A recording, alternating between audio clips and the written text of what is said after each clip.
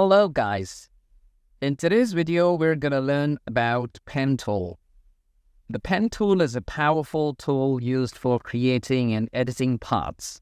It allows users to draw both straight and curved segments, making it a fundamental tool for creating precise and complex shapes. So let's learn how to use it.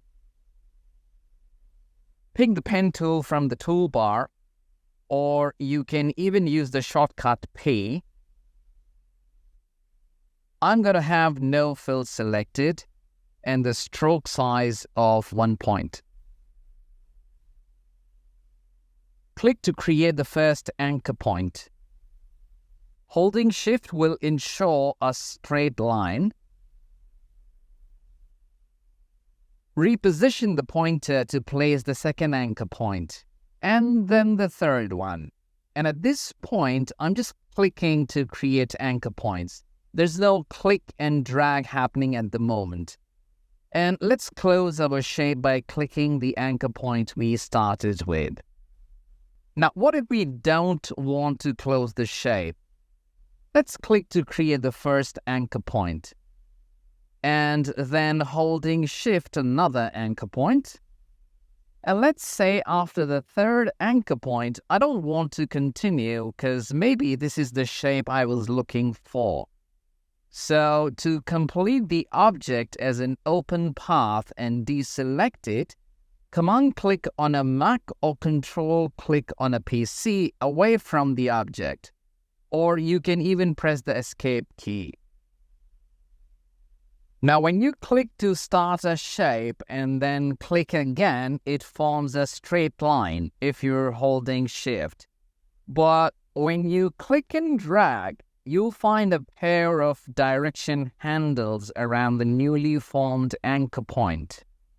If you rotate one direction handle for a smooth curve anchor point, the other handle moves in tandem to preserve the smoothness of both curved segments attached to the point. So, if you're new to the pen tool, practice to get comfortable with the tool, as it does demand some practice. But it's very simple, I promise. Right now, I'm just freely clicking and drawing without any shape in mind. But let's learn a little more about the pen tool. We'll be plotting this rectangle and that $sign you see. Now, the first tip for today. When you're tracing a shape, it's always good practice to match the stroke weight of the pen tool to the stroke weight of the shape you're tracing. I guess this stroke weight is 5 points, so let's change it to 5 points. Now, you know straight shapes are pretty simple, so let's click the corner and then hold Shift to ensure a straight line. And then click the next corner. Similarly, click the rest of the corners to complete the shape. Pretty simple, isn't it? Now, let's move on to creating the $sign. Ideally, I'll make this using different shapes, something you'll learn in one of the future tutorials. But since we're practicing the pen tool, let's restrict ourselves to using just one shape, which is the rectangle, and then plot the rest with the pen tool. I'll let the stroke weight be 5 points and click a little outside the corner because I'll be rounding this corner anyway. Now it's time for tip number 2. For every curve, ensure to add an anchor point. So you see this elevation, and then there is this area where the elevation kind of ends. We're going to add our first anchor point here. So we're going to click and drag it towards the zone that is next in our plotting. And that's your tip number 3. And you can find that the curve is already presented by the tool. So we don't have to do much here, but let's say I'm not very happy with the curve that is formed automatically by the tool. I can always click the last anchor point and the elasticity shall be gone. At this point, the line becomes straight and you're free to click and drag to make your own curve. So I'm going to click the center of this curve and drag to align the curve to the shape. And you see how perfectly the automated curve is formed to our advantage. So let's click it to register it. Here I'm going to click the corner of this straight vertical line that is formed, and then the center of the curve, and complete this zone like we did the one on top. Now here I mistakenly clicked a little outside of the tracing, so to correct that, hit Command on a Mac or Control on a PC and then click the anchor point, and you should be able to move it and place it wherever you want. So let's drag it back to track. Now let's complete the letter S here. Next, I'm going to pick the direct selection tool and click the corners and move them to fit the shape. Now click the corners and using the corner widget, round them. Then using the direct selection tool, we can always make the final adjustments by dragging anchor points or using the handles. Now let's add a rectangle to complete this shape. Now let's round the corners to match the ones in the original shape. Now we're going to select all and pick the Shape Builder tool and join the different segments. Let's hide the original shape.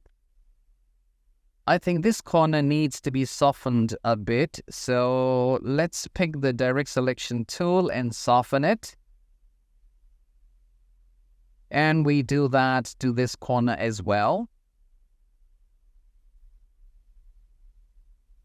Before I end this, let me talk about two things that can really help your design.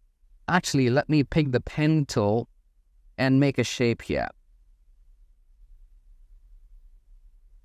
I have purposely made this shape like this because I wanted to introduce the Smooth tool. You'll find it sitting in this stack.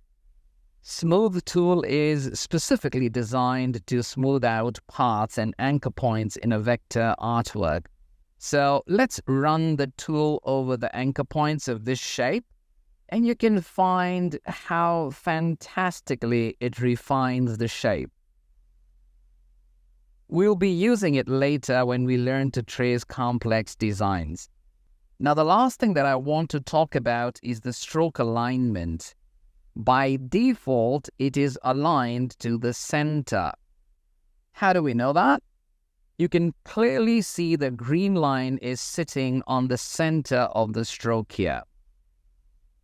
Let's click the stroke option, and it's this option here. Like I mentioned, it's aligned to the center of the stroke. If you want, you can always change it to inside, which pushes the stroke to inside of the selection.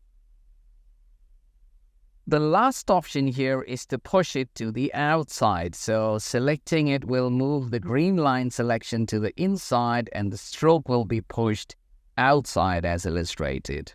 But since I'd like it to be in the center, I'll change it back to center. Particularly when you're working on a vector artwork, you'll need to update this setting according to your design. So make good use of this option. So guys, that's all about the pen tool. We'll have more practice with the pen tool when we're making complex designs in future tutorials, so stay tuned. In the next video, we'll learn to use another tool of Illustrator called the curvature tool, which is very similar to the pen tool, but can be more helpful in certain designs, so ensure not to miss the next one. I hope you've liked the video, and if you did, do hit the like button and please share the video and subscribe to my channel. And I shall be with you soon with the next one. Goodbye, and thanks for watching.